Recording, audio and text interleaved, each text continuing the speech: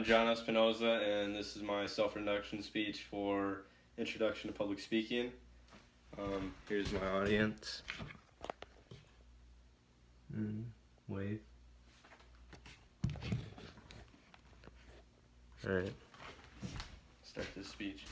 My name's John Espinoza, not Jonathan. Everybody always says, is it short for John? It's not. I came from a tiny town called Hanley Falls in southwestern Minnesota. In 2015, there's a population of about 289 people.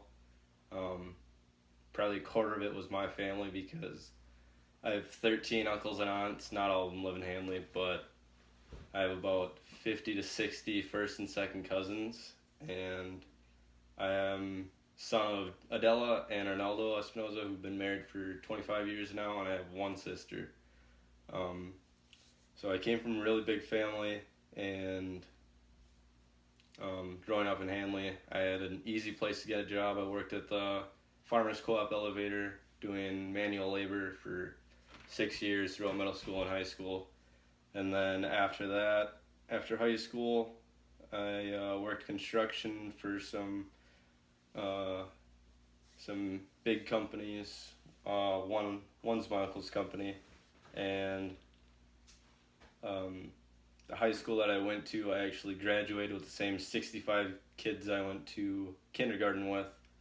And then after graduating from there, then I came to ATCC, and I'm going for law enforcement, hoping to get my degree in law enforcement and then hopefully work in Rochester, and then after gaining about 5 to 7 years of experience, I want to go out west somewhere and see what I can do with that. For hobbies, my absolute favorite thing to do is duck hunting. I love doing that. I've done that every season now since I was 11. I got started with that with my dad and one of our friends of the families. He brought us out there. First ever duck I shot was a little blue-winged teal. It was the only bird I shot that year. I love going out with my dad every opener. Other things I do is lifting.